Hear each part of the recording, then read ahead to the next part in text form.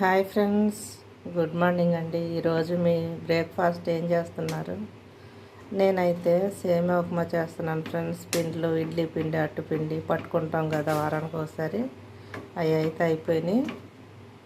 ఇక త్వరగా అయిపోయేది ఏంటంటే బొంబాయి రవ్వ ఉప్మా, సేమియా ఉప్మా త్వరగా ఉడికిపోతాయి.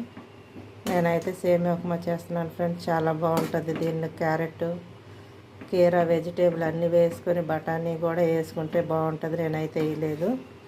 జీడిపప్పు, పల్లీలు అన్నీ వేసుకుంటే చాలా బాగుంటుంది. దీంట్లో చట్నీ వేసుకొని తినొచ్చు. ఉట్టిది కూడా తినొచ్చు ఫ్రెండ్స్. కొబ్బరి చట్నీ కానీ, పల్లీ చట్నీ కానీ ఏదున్నా చాలా బాగుంటుంది. మీ ఇంట్లో ఏం చేశారు ఫ్రెండ్స్ ఈరోజు బ్రేక్ఫాస్ట్? నేనైతే ఇచ్చేసాను. చల్లగా వర్షం పడుతుంది ఫ్రెండ్స్. 3 రోజుల నుంచి వర్షం పడుతుంది.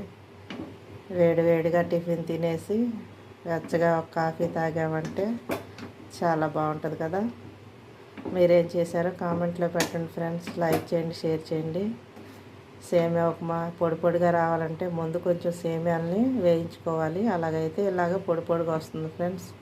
చూసారుగా, ఇంతే ఫ్రెండ్స్. సింపుల్గా చేసుకోండి, చక్కగా తినండి, సంతోషంగా లైక్ చేయండి ఫ్రెండ్స్.